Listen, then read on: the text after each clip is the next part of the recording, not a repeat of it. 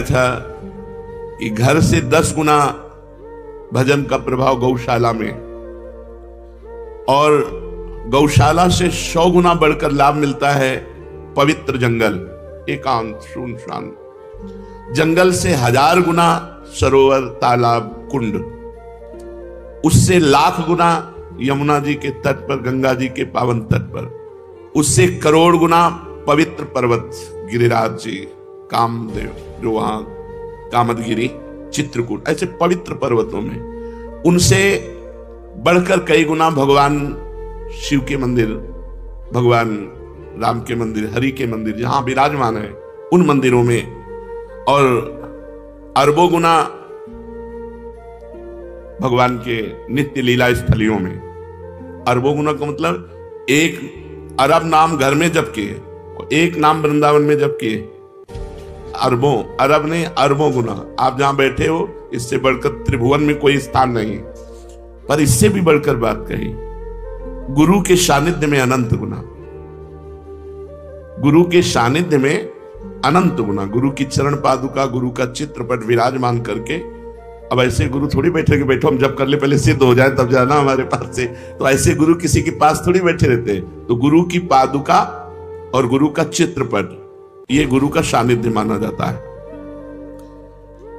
ऐसी जगह बैठे जो सम हो, बराबर हो, जहां कोई सांप, बिच्छू, कीड़ा मकोड़ा ऐसे आने का भय न हो, दुष्टों की विघ्न जहां ना पहुंचते हो, ऐसे पवित्र एकांत स्थान में निरंतर भजन करने का अभ्यास करें। सब कुछ अपने को प्राप्त है, श्रीधाम वृंदावन प्राप्त, इसलिए सब कुछ प्राप्त है अपने को। अब नाम और मंत्र निरंतर चले, इसके लिए साधक को भोजन सुधारना होगा। जो चले उनकी बातें कर रहे हैं, जो चले तो प्रयत्न क्या होना चाहिए, ऐसे पवित्र स्थानों में मंत्र नाम सिद्ध करने का उपाय करना चाहिए। नाम और मंत्र निरंतर हमारे हृदय में चले, उसके लिए भोजन सुधार होना चाहिए। भोजन से रस बनता है, और वही रस शरीर प्राणों को पोषित करके मन का निर्माण करता है। जैसा अन्न वैसा मन का निर्माण करता है। जो अशुद्ध निषिद्ध, अशुद्ध और निषिद्ध भोजन करते रहते हैं, उनके प्राण मलिन हो जाते हैं, उनका मन मलिन हो जाता है, उनसे भजन नहीं होता। भगवत प्राप्ति के लिए शरीर में उछाहलीपन, चैतन्यता, प्राण क्षोभ रहित और मन ग्लानि रहित, तब भजन होता है। जिस समय हम अपवित्र भोजन करते हैं तो चित्त में मल और विक्षेप धारण हो जाता है। चित्त पकड़ता है गंदी बातें, पूर्व की बातें, दुश्मनी की बातें, ये वो सब, वो उनको पकड़ेगा। मंत्र तुम्हारा चल रहा है, मंत्र को नहीं पकड़ेगा यदि भोजन सही नहीं है। तो भोजन पवित्र है तो चित्त विक्षेप छोड़ करके मंत्र को पकड़ता है और चिंतन करता है। चिंतन का कार्य चित्त का है। अन्न का सबसे बड़ा प्रभाव भजन में पड़ता है। भोजन में गृहस्थ है तो धर्म पूर्वक कमाया हुआ धन उसी से पेट भरे और नहीं। ये नहीं कि रास्तों में बट रहा है या बाबा जी क्या भंडारा हो रहा है तो हम, गृहस्थ नहीं। अगर आप किसी भंडारे में पाते हैं तो कीमत लगाइए कि 100 रुपए का भोजन आपने पाया तो 101 रुपए रख के वहां प्रणाम कर लीजिए। ऐसे गृहस्थ के लिए उचित नहीं। कहीं भी ये खुशी मत हो कि फ्री पा लिया। भोजन पाओगे सुकृत नष्ट हो जाएंगे, भजन में विक्षेप पड़ जाएगा। न्यायोपार्जित धन होना चाहिए गृहस्थ का, तभी उसकी भक्ति बनेगी, तभी उसका भजन बनेगा। अन्याय से, बेईमानी से, चोरी से, छल कपट से पाया हुआ धन और उससे जो अन्न पाया जाएगा, उसकी क्रिया ही मूल में अशुद्ध है तो वो भजन नहीं कर पाएगा, उसका भजन सिद्ध नहीं होगा। बड़ा विक्षेप युक्त कोशिश भी करेगा तो भजन नहीं होगा। अगर पूरा भोजन आपका पवित्र है, गंदी कमाई का है, तो भजन सवाल नहीं। भोजन चित्त का निर्माण करता है। चित्त मंत्र या नाम को पकड़ता है। जो अन्यायी है, अन्याय से धन एकत्रित करता है, भूल जाए कि वो भजन करेगा। पाखंड माला हाथ में, मन संसार में, भजन नहीं हो। इसलिए पहले भोजन पर सुधार कीजिए। गृहस्थ है तो न्यायोपार्जित धन के द्वारा अपना उदर पोषण करे, किसी का भी फ्री पानी न पिए। देख लो आपका भजन बढ़ेगा।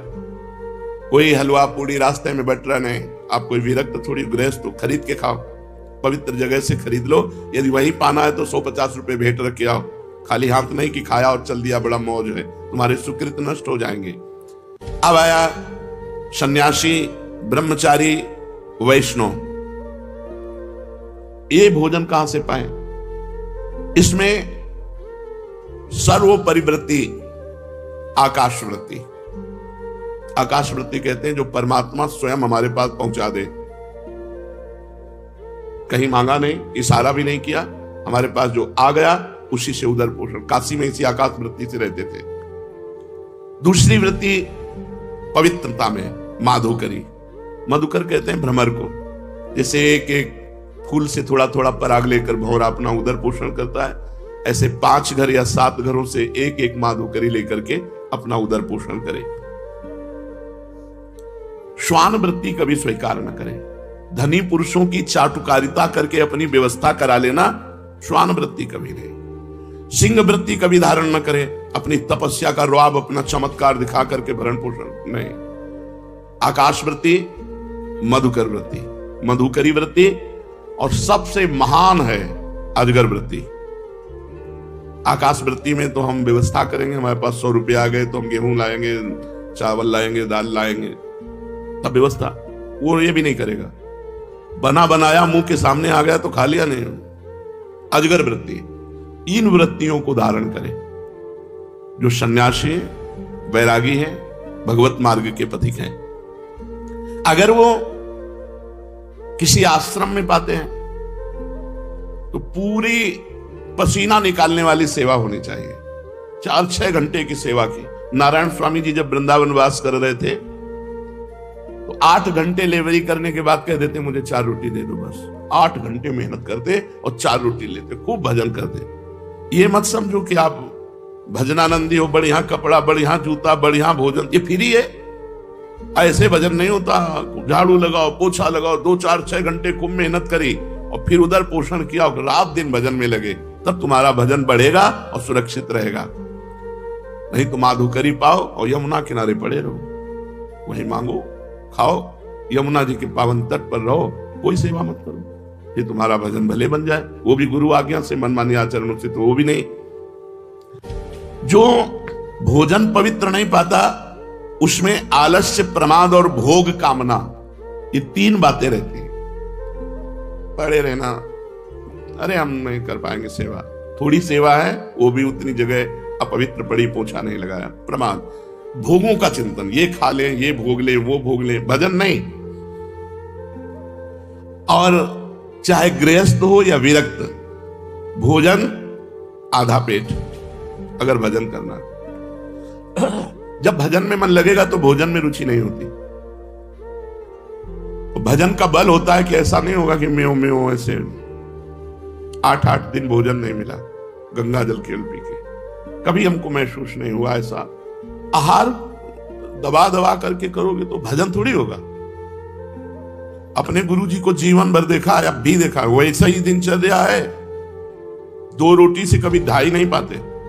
अपने हाथ की बनाई 2 रोटी और शाम के दूध। एक दिनचर्या आजीवन के लिए भोजन की होनी चाहिए। विरक्त को भी भोजन में 3 दोष माने गए हैं, एक जाति दोष, एक आश्रय दोष और एक निमित्त दोष। जाति दोष वो है जो स्वभाव से निषिद्ध होते हैं, जैसे प्याज, लहसुन, शलगम, गाजर, ये भजन में विक्षेप डालेंगे ही डालेंगे। ये तमोगुणी जाति के हैं, इसलिए इनका प्रयोग नहीं करते। तमोगुण इनसे प्रकट होता है। यद्यपि ये इनकी प्रकट होने की प्रक्रिया पवित्र है, जहां आलू प्रकट होती है वहीं प्याज, लहसुन भी वैसे ही मिट्टी में, पवित्र मिट्टी में प्रकट होते हैं, पर ये भजन के लिए निषिद्ध है। ये बुद्धि में, भजन में विक्षेप डालते हैं, इसलिए संतों ने इसे मना किया है।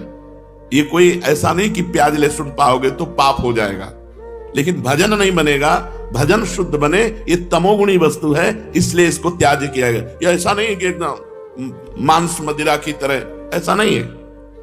ये हमारे भजन में वृद्धि पड़े, इसलिए सलगम, लहसुन, प्याज, गाजर, जाति दोष वाली वस्तुएं यदि हम पाएंगे तो ये हमारे मन को अपवित्र कर देंगे और भजन नहीं होगा। दूसरा, आश्रय दोष। जैसे रसोई आपको खीर पूड़ी बड़ा पवित्र बना के दी गई, लेकिन उस रसोई में मांस रांधा गया है, वही गैस चूल्हा है, वही बनाने वाले हैं, वही पात्र है, ये आश्रय दोष हो गया। अगर आप पाते हैं तो आपकी बुद्धि भ्रष्ट हो जाएगी। जैसे मांस खाने से बुद्धि भ्रष्ट होकर उसका नरक गमन होगा, ऐसे ही उस रसोई का पाने से आपकी बुद्धि भ्रष्ट हो जाएगी, भजन में नहीं लगेगी। जैसे आश्रय दोष में पहला ये, जैसे शराब की बोतल है और उसमें गंगा जल भर दिया जाए तो आश्रय दोष के कारण गंगा जल आचमन के लायक नहीं रहेगा।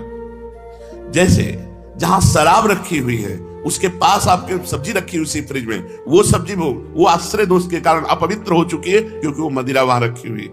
इस तरह से आश्रय दोष का त्याग, जाति दोष का त्याग। जाति का यहां मनुष्य से नहीं है, या वस्तुओं से है। जो वस्तुएं शास्त्र निषिद्ध है उन वस्तुओं का सेवन न करें। आश्रय, आश्रय बहुत ही विवेक के है, कहां भोजन, किनके यहां भोजन, कैसे आचरण करने वाले, बहुत ध्यान से। शुद्ध गाय का दूध भी यदि शराब के पास रख दिया जाए, जैसे फ्रिज है, बोतल शराब की रखी, वहीं दूध रखा है, वो दूध अपवित्र शराब की तरह आश्रय दोष के कारण हो गया, वो वैष्णव को कभी नहीं पाना चाहिए। इसलिए बिना परिचय के भोजन नहीं करना चाहिए। और अपनी फ्रिज में क्या क्या रखे हुए है, कैसे खाता पीता है क्या। अब इसीलिए माधुकरी वृत्ति को हम ज्यादा प्रेरित नहीं करते। तो ऐसे हम कोई पेट भरने के लिए बाबा जी बने क्या? उनकी पवित्र माधुकरी, जो पवित्र आचरण करते हैं, पवित्र व्यवहार करते हैं, उनसे हमारा भजन बनेगा। तो अब आकाश वृत्ति सर्वश्रेष्ठ है, जो भगवान दे दे उसी से अपनी व्यवस्था करके खाओ पियो, भजन करो। जैसे अपने यहाँ श्री जी के विधान में किसी से मांगा नहीं जाता, कोई दान पेटी नहीं, किसी का कोई किसी भी तरह घुमाओ फिराओ नहीं। ऐसे नहीं है वो भाग्य खुल गए, रुपया रुपया के लिए बाबा जी बने, भोजन के लिए बाबा जी बने, भगवान के लिए बाबा जी बने। तो ऐसा नहीं संसार में कि अपवित्र ही लोग हैं, बड़े पवित्र भी हैं, उन्हीं से चलता है। तो आश्रय दोष, जाति दोष, आश्रय दोष। अब निमित्त दोष, साधक को निमित्त दोष से भी बचना चाहिए। जो वैष्णव नहीं है, जिनका अपवित्र आहार विहार है, उनका छुआ भोजन नहीं। हमारे लिए अछूत कौन? जो वैष्णव नहीं है, जो भजन नहीं करता। अगर वो चांडाल है और भजन कर रहा है, कंठी तिलक बांधे है, हम उसके साथ बैठ के पालेंगे। लेकिन पंडित है, आचरण विहीन है, भगवत विमुख है, वो हमारी संगत। व्यास मिठाई विप्र की तामे लागे आग, वृंदावन के स्वपच की जूठन खाइए मांग। अहोबत स्वपचतो गरियान यद जिभ्याग्य वर्तते नाम तुभ्यम। वो स्वपच भी विश्व पूजनीय है, जिसकी जिभ्या पे हरि नाम विराजमान है। जो भगवत भजन नहीं करते, उनके हाथ का नहीं पाना, और कोशिश करें उनकी दृष्टि न पड़ पावे भोजन पे। जैसे हम ठाकुर जी के लिए पर्दा करके अगर ले भी जाना है तो थाल ढक कर कोई देख न पावे, पर्दा लगा के भोजन, निमित्त दृष्टि भी न पड़ पावे ऐसे लोगों की, जो भगवत विमुख हैं, जो नीच आचरण करते हैं, उनकी भी दृष्टि का निषेध। साधक को इन तीन दोषों से रहित भोजन पाना चाहिए। जाति दोष, आश्रय दोष, निमित्त दोष कहां रखा है, इसका भी प्रभाव पड़ता है। अब प्रधान वस्तुएं कह रहे हैं कि जैसे गौ का दूध है, गौ का दही है, गौ का घी है, ये पवित्र भजन में बहुत सहयोगी होंगे। फिर तो पेट पालने के लिए, भजन के लिए गौ का दूध, जैसे भैंस का है, बकरी का है, भजन के लिए नहीं। भजन के लिए गौ का दूध, गौ का घी। जैसे कुछ लोगों का मानना है कि दूध नहीं पीना चाहिए क्योंकि उसके बछड़े का हिस्सा है। कुछ लोग अपनी बुद्धि के द्वारा, ऐसे बहुत से लोग हैं, हम उनका निषेध नहीं करते, लेकिन उनको बताना चाहते हैं कि हमारी ऋषि परंपरा ही रही है कि गौ और गौ के दुग्ध घी से यज्ञ आदि करना और अपने पालन पोषण के लिए गौदुग्ध प्रयोग करना। यहां तक तुम भगवान तो नहीं हो, तुम्हारी बुद्धि में जो बात आई, हमारे भगवान श्री कृष्ण गौ में चराने गए, गौ में दुही जाती थी, गौ दधी, गौ मक्खन, गौ घृत, ये बाढ़ थी हमारे ब्रज में। हाँ, अब उसमें जो सिद्धांत है, यदि आप नवीन बछड़े को ईमानदारी से पिला के देखना, चारों थन रोज पिला दो, वो बीमार हो जाएगा, उसकी सामर्थ्य नहीं, क्योंकि भगवान ने क्षमता रखी है गाय के दूध में इतनी कि एक थन अगर छोटा बच्चा है पल जाएगा, थोड़ा बड़ा हुआ तो आधा आधा विभाग, आधा गौ सेवक और आधा बछड़ा, खूब पुष्ट बना रहेगा। ये शुरू से परंपरा रही है हमारे शास्त्रों में, स्वयं भगवान ने की ये बात, लेकिन हमारे शास्त्रों में रहा है। बहुत से ब्रह्म ऋषि तो गौ दुग्ध पान करके केवल रहते थे। वशिष्ठ जी के यहाँ विश्वामित्र जी ने ही तो जब गाय का प्रभाव देकर बड़े बड़े ब्रह्म ऋषियों के यहाँ गौएं और गौ सेवा और गौ दुग्ध और घृत आदि से पालन, तो आज भी गौ दुग्ध, गौ दधि और गौ घृत, इन तीन का प्रयोग भोजन में भजन के लिए बहुत सहायक है। यहाँ शास्त्र के विरुद्ध बात नहीं, समाज को संत वेश में वही परोसना चाहिए। तस्मात् शास्त्रम प्रमाणम ते कार्याकार्यो व्यवस्थित हो, जो शास्त्र कहता है वो बिल्कुल दब्बू कायर है, जो शास्त्र विरुद्ध की बात को इस बात में सुने और हाँ में हाँ मिला दे, नहीं, तस्मात् शास्त्रम प्रमाणम ते कार्याकार्यो। हाँ, हर पशु हमारे यहाँ सेवित है। हमारा सनातन धर्म हर पशु की सेवा करता है, कुत्ते की भी सेवा करता है, कुत्ते में भी भगवान देखता है, गधे में भी भगवान देखता है। भगवान देखने के लिए भगवान आदेश किए हैं। विद्या विनय संपन्ने ब्राह्मणे गविहस्तनी, सुनी माने कुत्ता, सुनी च सुपाके च पंडिता समदर्शिना। जो विद्या विनय संपन्न ब्राह्मण में, कुत्ते में, चांडाल में, हाथी में एक ही भगवान को देखता है। सनातन धर्म देखता है, व्यवहार नहीं करता। व्यवहार एक जैसा जो करे वो मूर्ख, और जो व्यवहार नहीं दर्शन एक जैसा करे वो पंडिता समदर्शिना। पंडित वही जो सब में भगवान को देखे, सब में, लेकिन व्यवहार तस्मात् शास्त्रम प्रमाणम ते कार्याकार्यो व्यवस्थित हो। भजन में दूध ना मिले तो भला, लेकिन अन्य पशु का दुग्ध बाधक है।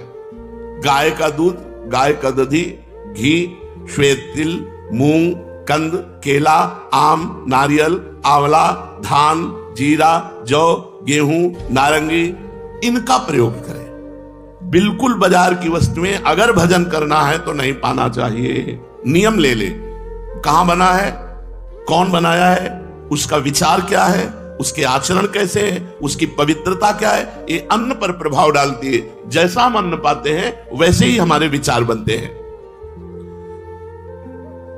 बिना औषधि के शहद नहीं खाना चाहिए, भजन में बाधक है।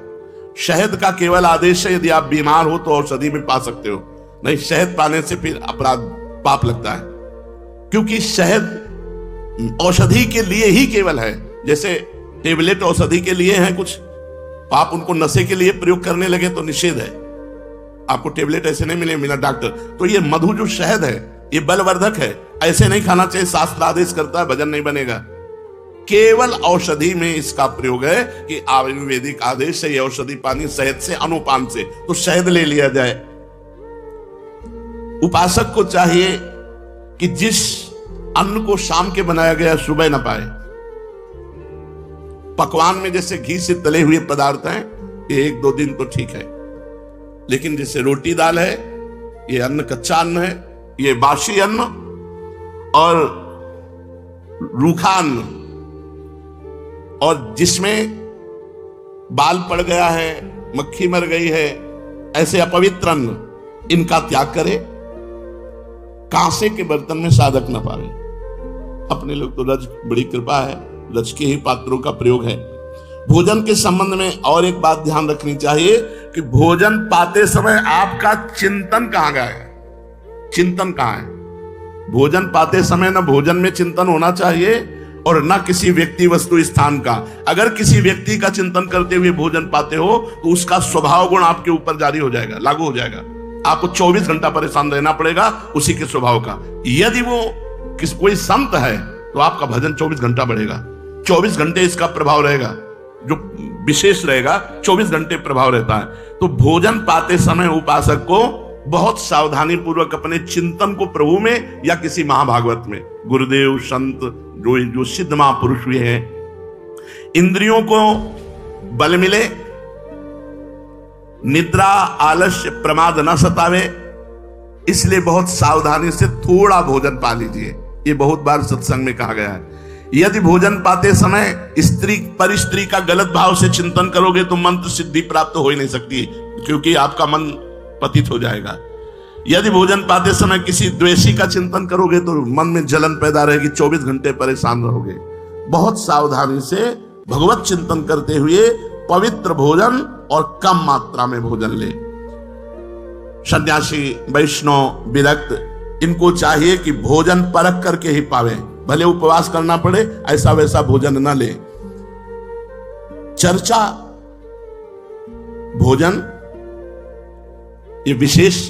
अब दूसरी चर्चा, अगर साधक बैठ करके हंसी मजाक करके पर स्त्री आदि की चर्चा, काम आदि की चर्चा करते हैं तो उस स्थान को तुरंत छोड़ देना चाहिए। अगर वो गंदी बातें दिखाते हैं, मोबाइल में गंदी बातें या इससे गंदी बात करते हैं, तो जो साधक को मंत्र सिद्ध करना है तो कान में अंगुली डाल के तुरंत हट जाए। बस एक ही दवा है, उस व्यक्ति से दोबारा मिले ना, उस व्यक्ति की चर्चा न सुने जो कामुक है, जो काम की बातें करता है, जो भगवत विरुद्ध करता है। और संतानोत्पत्ति के लिए ऋतुकाल के 1 सप्ताह के बाद अपनी पत्नी का सहवास गृहस्थ कर सकता है, अन्यथा वो भी दूरी बना के रखे। अगर मंत्र सिद्ध करना है, भगवत प्राप्ति करना है। ऐसे ही स्त्री साधकों को पुरुष साधकों से शौचालय, बाथरूम, मौन, जब तक पवित्र ना हो जाए तब तक, यह सिद्ध होने के लिए जरूरी। अगर नाखून काटा, बाल काटा, अगर जैसा शास्त्र आदेश उसके अनुसार 2-2 महीने में मुंडन कराओ, या तो आजीवन बाल रखो, शास्त्रों का बैरागी के लिए और गृहस्थ के लिए। जब बाल काटो, जब नाखून काटो तो पवित्र हो, हाथ पैर कुल्ला ऐसा, या फिर स्नान कर लो। इसके अगर बाल कटवाए ऐसे अपवित्र तो फिर वो ठाकुर सेवा या भजन या इसमें बड़ा निश्चित है। कह रहे हैं अगर आपको आवश्यकता है अपने बाल धोने की तो रीठा आदि, आंवला आदि से, पवित्र पदार्थों से, नहीं तो उसका प्रभाव पड़ेगा, रजोगुण चढ़ेगा, भजन में विक्षेप करेगा। कभी जूठे मुंह न रहे, कुछ भी अगर खाया तो आचमन करें 3 बार, राधा वल्लभ श्री हरि, राधा वल्लभ। वैसे शास्त्री तो केशवाय नमः, नारायणाय नमः, माधवाय नमः। और हो सके तो 3 समय स्नान करें, नहीं तो 2 काल तो करे ही, प्रातः और सायं। ऐसा नहीं कि आपको सोच नहीं लगती तो आप स्नान न करें, प्रातः और सायं 2 स्नान तो होने चाहिए। वैसे 3 स्नान, त्रिकाल स्नान की बात है।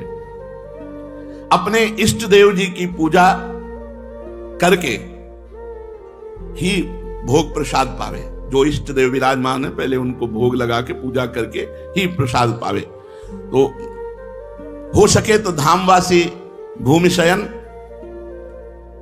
2 बार या 3 बार स्नान, आजीवन ब्रह्मचर्य या संतानोत्पत्ति के लिए मासिक धर्म के 1 सप्ताह की पवित्रता के बाद सहवास, मौन, गुरु सेवन, पाप कर्म का परित्याग, नित्य ठाकुर सेवा, नित्य दूसरों को सुख पहुंचाने की सेवा, नित्य भगवत स्तुति, नित्य नियम पूर्वक नाम जप। अगर इन नियमों का पालन करेगा तो ये मार्ग जो है वो सिद्धावस्था तक पहुंच जाओगे। त्यागता है रसेंद्री, सबसे बलवान इंद्री, ये बिगड़ गई तो सब इंद्रियां बिगड़ गई। वो रूखा सूखा खाकर खूब भजन करता है, जहां जैसे वास की व्यवस्था हो गई, संतुष्ट है उसी में, संतुष्ट आयन के नवा।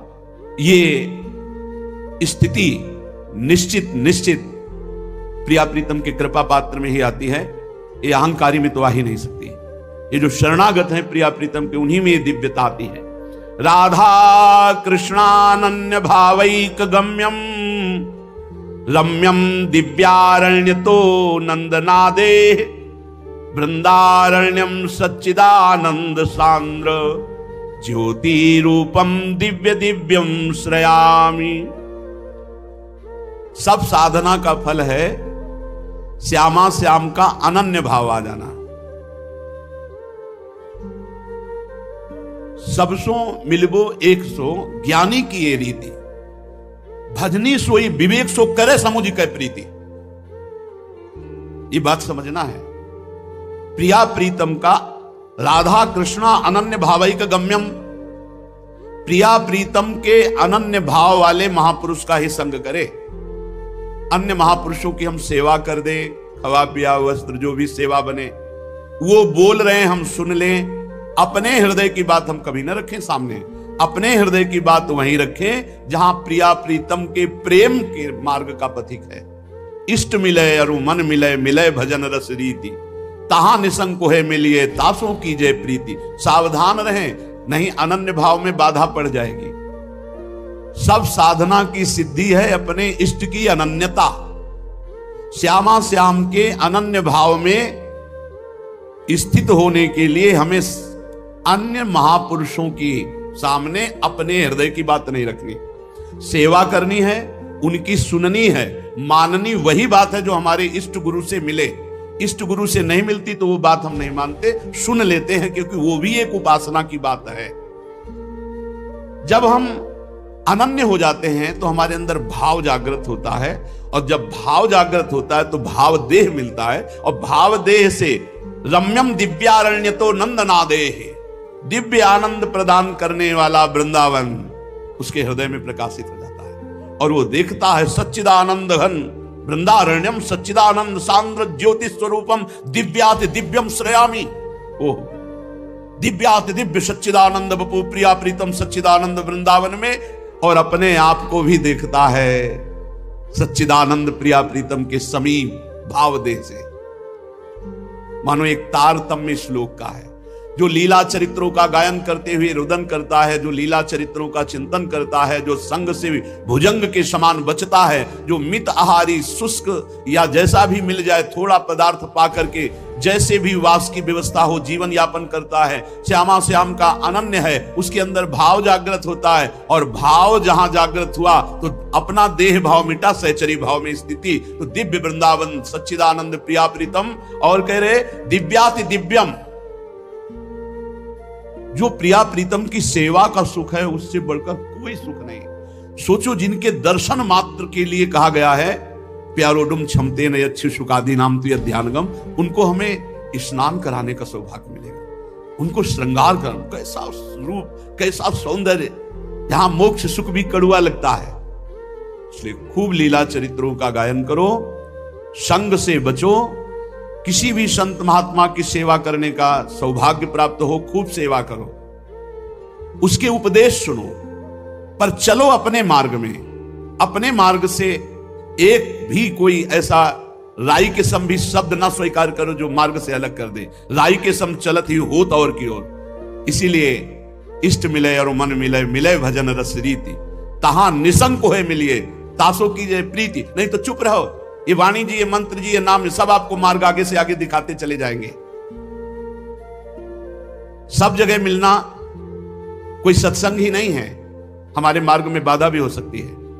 इसलिए बहुत करे समुझ के प्रीति, करे समुझ के प्रीति, भजनी सोई विवेक सो, करे समुझ के प्रीति। नित्य बिहार वृंदावन प्रेम रस का उपासक समझ कर संग करे, नहीं तो बाधा पड़ जाएगी।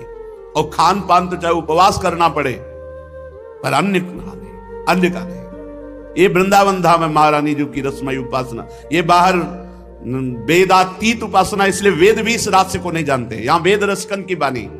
अब जो जहां है, बहुत प्रकार के भक्त हैं, सब सत्य मार्ग के उपासक हैं, सबकी उपासना सत्य है, सब प्रणाम नमस्कार योग्य हैं, पर हमें अपनी रस रीति में खान पान तो कीजिए रसिक मंडली माए, जिनके और उपासना तहां उचित धुनाए।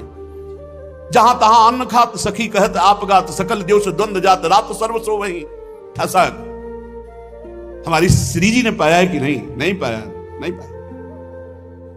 जैसे पतिव्रता अपने पति का ही जूठन पाती है, पतिव्रता अपने पति के ही चरणों का स्पर्श करती है, अन्य का नहीं।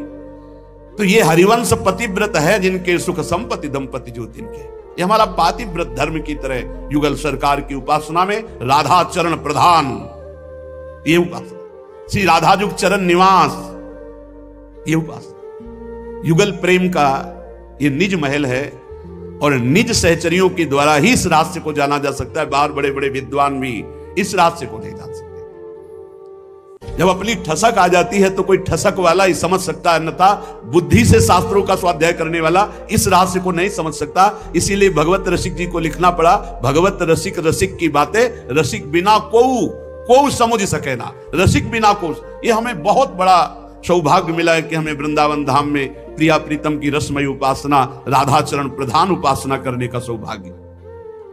देखो स्वामी श्री हरिदास जी महाराज कह रहे हैं, श्री हरिदास के स्वामी श्यामा कुंज बिहारी रीझ रीझ पायन परत, सखियों की आराध्य भगवत ऋषि जी कह रहे इष्ट श्यामा महारानी, जुगल किशोर उपासना में प्रधानता इष्ट श्यामा महारानी। हरिवंश महाप्रभु, मेरे प्राणनाथ श्री श्यामा शपथ करो तृण छे।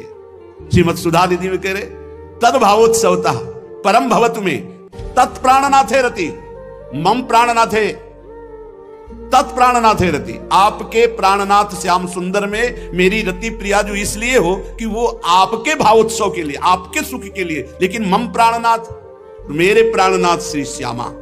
ये आपको वेदातीत उपासना इसलिए वेद में भी नहीं मिलेगा और कहीं किसी उपासना में जो प्रियाजू के चरणों के सानिध्य में निरंतर रहती उन सहचरियों का जिन्होंने आश्रय लिया है, उन्हीं में ये भाव मिलेगा, अन्यथा ये भाव बड़ा गूढ़ है। न देवैर ब्रह्मादेर न खलु हरिभक्तैर न सुहृदा। इसीलिए इष्ट मिले और मन मिले, राधा कृष्ण अनन्य भावैक गम्यम। बस हमको जीवन में पूरी एक बात लानी है, प्रिया प्रीतम की अनन्यता। अब इस अनन्यता में मृदुलता रहे, कर्कशता नहीं, ध्यान रखना। इस अनन्यता को यदि कठोरता में परिवर्तित कर दिया या वर्णन करने लगे या आचरण में उतार लिए, वर्णन करने का मतलब अन्य की अवहेलना, अवहेलना नहीं है, बहुत सुलझना है। अवहेलना तो घोर पापी की भी नहीं है। ये क्रूरापि पापिनो न च सताम संभाष्य दृश्याश्च ये सर्वान वस्तुतया निरीक्ष परम स्वाराध्य बुद्धिर्मम। मेरे राधा वल्लभ लाल ही सब में विराजमान है। अवहेलना किसी की नहीं, पर हृदय की अनन्य निष्ठा में कोई फर्क नहीं। अगर अवहेलना किया तो अनन्यता कठोरता में आ गई। वाणी से आप अगर, तो फिर हुआ वर्णन होने लगा कठोरता का, अनन्यता का नहीं। कट्टरता नहीं, सरसता है। कट्टरता नहीं है, सरसता है। हमारी उपासना की स्थिति राधा चरणारविंद में, सहचरी भाव की सिद्धि ही होती है प्रिया चरणारविंद से। और इससे रसदात्री प्रियाजू के चरणारविंद की प्रियता देख करके रस सिंधु रसघन मोहन मूर्तिम लालजू अपार प्रेम करते हैं राधा दासियों से। ये बाहर के क्या जाने। और हम अपार प्रेम करते हैं लालजू से, क्यों? क्योंकि हमारी लाडली जू के सुख हैं। हमारी लाडली जू क्या कह रही? मुको तो भावती ठोर प्यारे के नयनन में। श्यामाजू क्या कह रहे? मेरे तन मन प्राण हूं ते प्रीतम प्रिय। तो हम उनकी दासी है, तो मेरी स्वामिनी के तन मन प्राण हूं ते प्रीतम प्रिय, तो हम उनको कितना प्यार करेंगे, करोड़ों प्राणों से बढ़कर। पर किसके लिए? श्यामाजू के लिए। ये भाव बैठा लो अंदर। वृंदावन नित्य विहार रस उपासना का एकांतिक भाव, राधा कृष्ण अनन्य भावैक गम्यम रम्यम। आप सोचो, जिन भगवान श्री कृष्ण के एक बार जरा सा भी दर्शन हो जाए तो बड़े बड़े दिव्यात्मा महात्मा बावरे बन जाते हैं। श्री सुखदेव जी को तो पहले श्लोक के द्वारा भावनात्मक दर्शन हुए। ऐसा थोड़ी कि भगवान सामने प्रकट हो गए, नहीं। जब गाया बरहा पीडम नटवर बपुः कर्णयो कर्णिकारम विभ्रदवासा कनक कपिसम वैजयंतीम चमालाम रंध्रान वेणो रधर सुधया पूरयन गोप वृंदे वृंदारण्यम स्वपद गमनम प्राविशद गीत कीर्ति। इतने सिद्ध महापुरुष की वो शब्द जब श्रवणेन्द्रिय में गया तो सामने वही नटवर बपुः 18,000 श्लोक कंठस्थ किए जाकर के भगवान की लीला रस से भरी हुई श्रीमद् भागवत महापुराण की रूप शब्द के द्वारा गया तो परमहंस शिरोमणि सुखदेव जी आसक्त हो गए। अब आप विचार करो, ये नटवर बपुः रूप है जो वृंदावन में, और वो युगल रूप जो नवनिभृत निकुंज वृंदावन में गलबहियां दिए हुए हैं, वो रूप जिनके निकस कुंज ठाढ़े भये भुजा परस्पर हंस श्री राधा वल्लभ मुख कमल निरख नयन हरिवंश। क्या दशा होगी उस उपासक की, क्या दशा होगी। और वो उपासक जो इन्हीं रूपों को स्नान कराता है, श्रृंगार कराता है, भोग पवाता है, चिदानंद बपू, और मुस्कुरा रहे हैं, बात कर रहे हैं, खेल रहे हैं, रात दिन उनके साथ रहना, इस सौभाग्य को कोई नहीं जानता है। ये रहस्य है। इसलिए अपने लोगों को प्रियाजू ने घसीटा, समस्त उपासनाओं के मार्गों से घसीट करके हमें अपने नित्य विहार रस। अब ऐसी उदार स्वामिनी के अनन्य हो जाओ, इसी अनन्यता में सब कुछ प्राप्त हो जाएगा। चलते हैं श्रीमद् भागवत महापुराण। प्रसंग चल रहा है, प्रचेताओं ने 10,000 वर्ष तक समुद्र में खड़े होकर के देवाधिदेव महादेव भगवान शंकर के द्वारा बताए हुए रुद्र गीत के द्वारा भगवान श्री हरि की आराधना की। कल प्रसंग में था भगवान श्री हरि गरुड़ पर सवार होकर के दर्शन दिए। प्रचेताओं ने भगवान की स्तुति की। संपूर्ण स्तुति हो जाने के बाद भगवान ने कहा, वरदान मांगो, मेरा दर्शन कभी निष्फल नहीं जाता।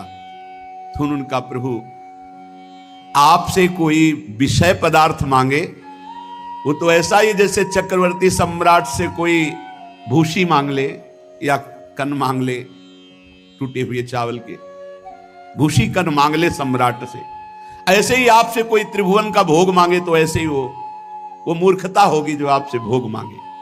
नाथ, हम तो आपसे मांगते हैं, क्या मांगते हैं?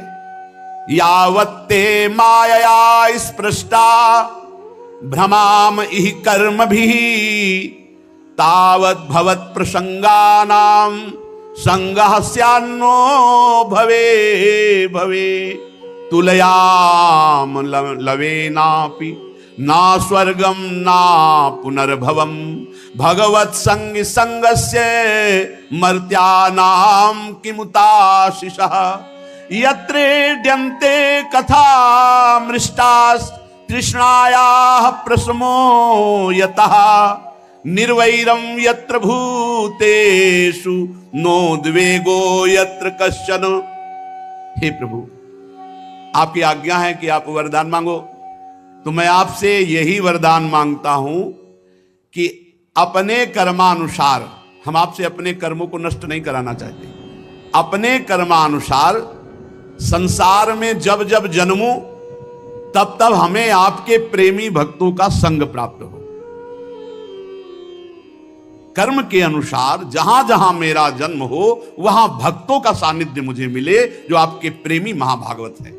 प्रभु, हम तो भगवत भक्तों के क्षण भर के संग के सामने स्वर्ग और मोक्ष को भी कुछ नहीं समझते, फिर मानवी भोगों की तो बात ही क्या है।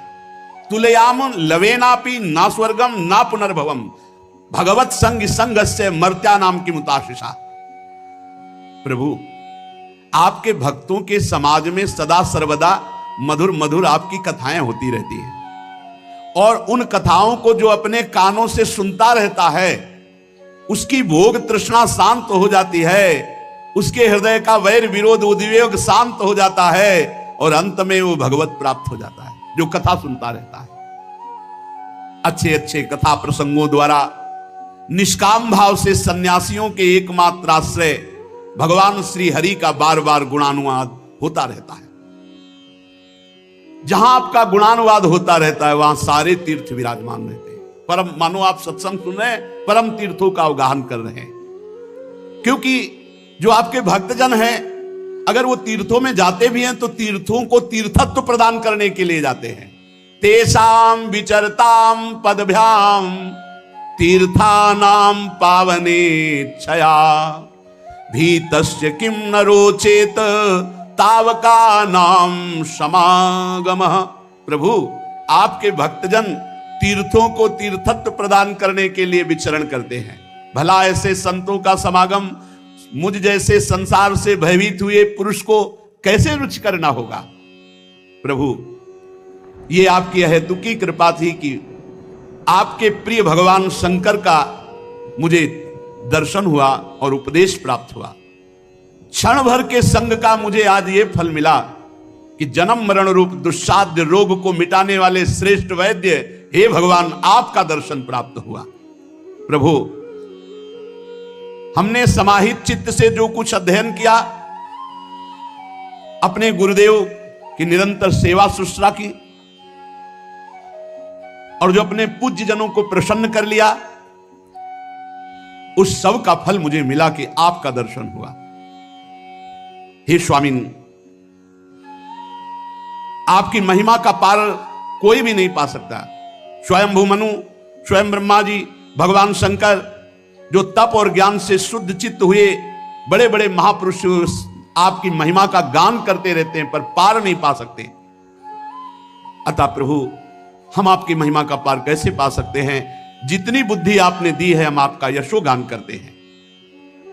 आप सर्वत्र समान शुद्ध स्वरूप परम पुरुष है। हे भगवान वासुदेव, हम आपको नमस्कार करते हैं। श्री मैत्रेय जी कहते हैं, विदुर जी, प्रचेताओं की इस प्रकार स्तुति करने पर शरणागत वत्सल भगवान प्रसन्न हुए, और तथास्तु, ऐसा ही हो। अप्रतिहत प्रभाव श्री हरि की मधुर मूर्ति के दर्शनों से अभी प्रचेताओं को तृप्ति नहीं हुई थी कि भगवान अचानक अंतर्धान हो गए। ये चीज यहां वृंदावन उपासना में नहीं है कि वो आए, दर्शन दिए, अंतर्धान हुए। यहां छिन छिन बिहरत संग, छिन छिन निरखत प्रेम भरी। एक बार केवल साक्षात्कार हो, एक सेकंड के लिए कभी आप विलग नहीं होंगे। यहां प्रचेताओं के अभी नेत्र तृप्त नहीं हुए थे और भगवान अंतर्धान हुए, परम धाम को चले गए। प्रचेताओं ने समुद्र से बाहर निकले तो देखा सारी पृथ्वी को ऊंचे ऊंचे वृक्षों ने ढक लिया, जो मानो स्वर्ग का मार्ग रोकने के लिए इतने बढ़ गए हों। बड़े कुपित हुए वृक्षों पर कि जब वृक्ष ही इतने बढ़ जाएंगे तो प्रजा कहां रुकेगी। अब उनके पास तप रूपी बल था, तो प्रचंड वायु और अग्नि दोनों को संकल्प किया और छोड़ दिया। तपस्या में बड़ी सामर्थ्य होती। प्रचंड वायु और अग्नि के प्रभाव से बड़े बड़े वृक्ष भस्म होने लगे। तो ब्रह्मा जी आ गए और कहा, प्राचीन वर्ग के पुत्रों, शांत हो जाओ, शांत हो जाओ। आज्ञा हुई, पुनः संकल्प किया, वायु और अग्नि शांत हो गए। काफी वृक्ष भस्म हो चुके थे। वृक्षों ने एक कन्या का पालन किया था, कल ध्यान से अगर सुना हो, परमलोचा अप्सरा से जो कन्या हुई थी, चंद्रमा ने पोषण किया था अमृत अंगुली के द्वारा, और वृक्षों ने पालन किया था। जब वृक्षों ने देखा कि अग्नि और वायु को शांत कर लिया, तो वो कन्या ला करके ब्रह्मा जी के सामने प्रचेताओं को दी। प्रचेताओं को ब्रह्मा जी ने कहा, ये वही है जिसके लिए भगवान ने आदेश किया था कि तुम 10 की पत्नी एक ही हुई, उसका नाम मारिशा, और इतनी सुंदर थी कि देवता भी मोहित हो जाए। ब्रह्मा जी के आदेश से 10 प्रचेताओं ने मारिशा जी से विवाह किया। इन्हीं के गर्भ से ब्रह्मा जी के पुत्र दक्ष ने श्री महादेव जी की अवज्ञा के कारण अपना पुरुष शरीर त्याग कर जन्म लिया। इन्हीं दक्ष ने चाक्षुष मनवंतर आने पर कालक्रम से पूर्व सर्ग नष्ट हो गया, भगवान की प्रेरणा से नवीन प्रजा उत्पन्न की। प्रचेताओं की आज्ञा से, आपको ध्यान होगा जब बकरे का सर लगाया गया था, यज्ञ पूरा होने के बाद दक्ष जी ने घृणा हुई उस शरीर को त्याग दिया। तो इन्हीं प्रचेता और मारिशा के गर्भ से पुनः उनका जन्म हुआ। ये बड़े तेजस्वी जन्म से और बड़े कुशल थे, इसीलिए इनका नाम दक्ष हुआ। प्रजापतियों के नायक के पद पर पुनः इनको अभिषिक्त किया गया। मरीचि आदि दूसरे प्रजापतियों को ये अपने अपने कार्यों में नियुक्त करने वाले हुए। ध्यान से सुनो, 10 लाख वर्ष तक जवान रहकर विषयों को सेवन, ऐसा भगवान, तो 10 लाख वर्ष ऐसे व्यतीत हो गए कि पता ही नहीं चला प्रचेताओं को। मारिशा से ब्याह होकर 10 लाख वर्ष यहां अनुभव करने चले हैं। कुछ तो बाल्यावस्था में ही समय नष्ट हो गया, और पीछे के कुछ वृद्धावस्था के बीच में जो बचा उसमें काफी समय नींद में चला गया, प्रमाद में चला गया। अनुभव भोगों का क्या कर पाओगे, कितना कर पाओगे, विवेक। 10 लाख वर्ष प्रचेताओं के जब भोग में व्यतीत हुए तब उनको ध्यान आया कि कितना समय व्यतीत हुआ। बोले 10 लाख वर्ष। तुरंत पहले का भजन था ना, मारिशा को, पुत्रों को, सब सुख सामग्री को त्यागा और घर से निकल पड़े। पश्चिम दिशा में समुद्र के तट पर जहां जाजली मुनि ने सिद्धि प्राप्त की थी, वहां पहुंचकर साधना प्रारंभ की। पूर्व अभ्यास, इसीलिए पूर्व में भजन तो अंत में भी भजन। उनको थोड़े ही दिनों में यह ज्ञान हो गया कि मैं आत्मस्वरूप हूं। आत्मविचार ब्रह्म शस्त्र में स्थित हो गए। यह सबसे बड़ी ज्ञान यज्ञ है। मैं आत्मस्वरूप हूं, मैं स्थूल शरीर नहीं हूं, सूक्ष्म शरीर नहीं हूं, मैं कारण शरीर नहीं हूं। उन्होंने प्राण, मन, वाणी, दृष्टि को वश में किया। शरीर को निश्चेष्ट स्थिर सीधा रखते हुए आसन को जीतकर विशुद्ध पर ब्रह्म में स्थित ब्रह्माकार वृत्ति, जहां ब्रह्माकार वृत्ति में स्थित थे, उसी समय देखा गुरुदेव सामने विराजमान देवर्षि नारद जी। नारद जी को आया देख करके प्रचेतागण खड़े हो गए, प्रणाम किया, देश काल के अनुसार पूजा की। आसन में नारद जी बैठ गए। तब नारद जी ने कहा, प्रचेताओं, इस लोक में तुम धन्य हो। ये भगवान का साक्षात्कार और ब्रह्मबोध दोनों है प्रचेताओं को। नारद जी ने कहा, तज्जन्मतानि कर्माणि तदायुस्तन्मनो वचः नृणाम ये नेह विश्वात्मा सेव्यते हरिरीश्वरः। इस मृत्यु लोक में तुम धन्य हो, क्योंकि उसी का जीवन धन्य है जिसका जन्म, जिसका कर्म, जिसका आयु, जिसका मन भगवान श्री हरि में लग गया है। मनुष्य लोक में तुम धन्य हो, क्योंकि मनुष्य लोक में वही जन्म धन्य, वही कर्म धन्य, वही आयु धन्य, वही मन धन्य, वही वाणी धन्य, जो भगवान के सेवन में, भगवान के भजन में वो समय धन्य, वो वाणी धन्य, वो जीवन धन्य, वो जन्म धन्य। किम जन्मभिस्त्रिभिर्वेह शौक्ल सावित्रयाज्ञिकैः कर्मभिर्वा त्रयी प्रोक्तैः पुंसोऽपि विबुधायुषा श्रुतेन तपसा वा किं वचोभिश्चित्तवृत्तिभिः बुद्ध्या वा किं निपुणया बलेनेन्द्रियराधसा किं वा योगेन सांख्येन न्यास स्वाध्याययोरपि किं वा श्रेयो हिरण्यश्च न यत्रात्मप्रदो हरिः। जिनके द्वारा अपने स्वरूप का साक्षात्कार होता है, यदि उन श्री हरि का भजन न किया गया, इस जन्म में श्री हरि को ना प्राप्त किया गया, तो माता पिता की पवित्रता से क्या, यज्ञोपवीत संस्कार, यज्ञ दीक्षा, इन श्रेष्ठ जन्मों से क्या, वेदोक्त कर्मों से क्या, देवताओं के समान दीर्घ आयु से क्या, संपूर्ण शास्त्र के ज्ञान से क्या, तपस्या से क्या, वाणी की चतुराई से क्या, स्मरण शक्ति से क्या, तीव्र बुद्धि से क्या, बल से क्या, इंद्रियों की पटुता से, योग से, आत्मा अनात्मा के विवेक से, संन्यास से, वेदाध्ययन से, व्रत से, वैराग्य से क्या। यदि श्री हरि को प्राप्त नहीं किया गया तो सब व्यर्थ हो गया। वास्तव में समस्त कल्याणों की अवधि है भगवान का दर्शन और आत्मबोध। भगवान का दर्शन और आत्मबोध, ये दोनों बातें प्रचेताओं को प्राप्त हो गई है। इसलिए कहा तुम धन्य हो।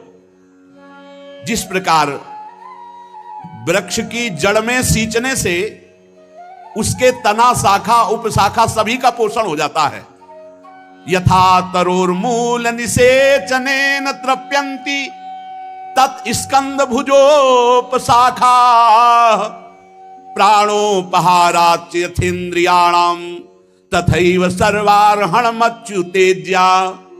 जैसे किसी वृक्ष की जड़ में जल चढ़ा दो तो पूरे डाल में, पत्ते में, पुष्प में, सब में पहुंच गया। जैसे किसी को भोजन पवा दो प्राणों में तो समस्त इंद्रियों में, शरीर में, सब में पुष्टता पहुंच गई। ऐसे भगवान श्री हरि की पूजा करने से पूरे विश्व की पूजा हो जाती है।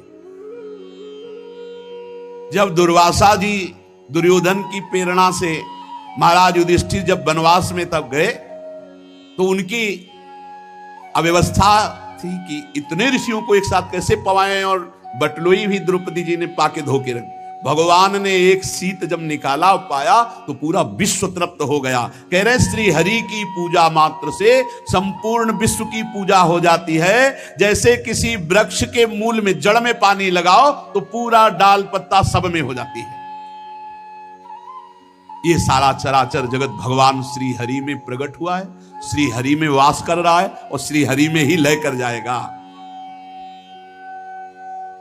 ये विश्व रूप भगवान ही हैं, बस यही जानना है। जैसे सूर्य की प्रभा सूर्य से भिन्न नहीं है, ऐसे ये जगत भगवान से भिन्न नहीं है, भगवान ही बने। हमारी जब तक मलिन बुद्धि तब तक ये प्रश्न बना रहेगा कि ये जगत भगवान कैसे हो सकता है, कोई दुष्ट स्वभाव वाला है, कोई ऐसा कोई ऐसा। ये सब बाहरी मायाकृत दर्शन है। बादल, अंधकार और प्रकाश ये आकाश से प्रकट होते हैं, आकाश में रहते हैं और आकाश में लीन हो जाते हैं, पर तीनों से आकाश परे है। इसी प्रकार सतोगुण, रजोगुण, तमोगुण ये भगवान से प्रकट होते हैं और भगवान में ही लीन हो जाते हैं। इनका प्रवाह भगवान से ही चलता है, पर भगवान इन सबसे परे हैं जैसे आकाश। अतः ब्रह्मादि समस्त लोकपालों के ईश्वर भगवान श्री हरि अपनी आत्मा है, ऐसा जो मानता है वो गुणों के प्रवाह से मुक्त होकर जीवन मुक्त महापुरुष हो जाता है। देखो सेवक जी अनुभव कर रहे हैं, बड़े रसिक महापुरुष है। कौन है आत्मा? बोले आत्मा हरिवंश प्रगट परमानंद स्वरूप हरिवंश ही हमारी आत्मा है। यहां कह रहे हैं श्री देवर्षि नारद जी, सर्वलोकपालों के अधीश्वर श्री हरि को अपनी आत्मा के रूप में जो अनुभव करता है वो जीवन मुक्त महापुरुष हो जाता है। वो गुण प्रवाह संसार का मानो संहार कर डाला, उसके लिए संसार है ही नहीं। भक्तवत्सल भगवान जीवों पर दया करने से बहुत प्रसन्न होते हैं। तीन बातें महाप्रभु चैतन्य देव जी ने सनातन जी को उपदेश करी। जीवे दया, नामे रुचि, वैष्णव सेवा। अगर नाम जब चल रहा है, सबके प्रति दया का भाव है और साधु महात्मा वैष्णवों की सेवा का भाव, बोले इससे बढ़कर कोई उपदेश नहीं। नामे रुचि, जीवे दया, वैष्णव सेवा, इससे बढ़कर कोई। यहां भी कह रहे हैं देवर्षि नारद जी कि भक्तवत्सल भगवान दया सर्वभूतेषु संतुष्ट्या एन केनवा सर्वेन्द्रियोपशांत्या च तुष्यत्यासु जनार्दनः। भगवान उसके ऊपर बहुत जल्दी प्रसन्न हो जाते हैं जो किसी से लड़ाई झगड़ा नहीं करता, छल कपट नहीं करता, निंदा स्तुति नहीं करता। बड़ा प्यार में जीवन भक्त का होता है, सबसे प्यार में जीवन। सब जीवों पर दया, दया सर्वभूतेषु और संतुष्ट्या एन केनवा, ये बहुत बड़ी बात है। हर स्थिति में प्रसन्न रहो, हर स्थिति में, काहे को जलो काहे को, संतुष्ट आयन केनवा। हर स्थिति में जैसी भी परिस्थिति है उसमें राजी रहो। जोई जोई प्यारो करे सोई मोई भावे, काहे को असंतुष्ट होते हो। हर स्थिति में खान पान वास व्यवहार जैसी भी परिस्थिति भगवान ने मेरे योग्य दिया है, इसलिए हम राजी रहे। और सर्वेंद्रियोपशांत्या च, अपनी इंद्रियों को विषयों से निवृत्त करके शांत कर लिया तो भगवान जनार्दन इसी से प्रसन्न हो जाते। नाम जब चल रहा है, दूसरों पर दया का भाव है, किसी से कोई राग द्वेष नहीं, और इंद्रियों को विषयों से निवृत्त करके शांत कर लिया, वो भगवत प्राप्त महापुरुष। ये तीन ऐसणाएं हैं जो जीव को खाई की तरह गिरा लेती, भगवत प्राप्ति नहीं होने देती। पुत्र ऐषणा, वित्त ऐषणा और लोक ऐषणा। अपहत सकलैषणा मलात्मन्य विरत मेधित भावनोपहूता, जिसने सकल ऐषणाओं से अपने को बचा लिया। पुत्र ऐषणा, कामिनी काम भोग। वित्त ऐषणा, रुपया पैसा सोना चांदी। लोक ऐषणा, नाम हो जाए, कीर्ति मान प्रतिष्ठा। ये वासनाएं हैं तीन प्रकार की जो जीव को नष्ट ही कर देती आखिरी तक। बच वही पाता जो हरि गुरु शरणागत है और निरंतर सावधान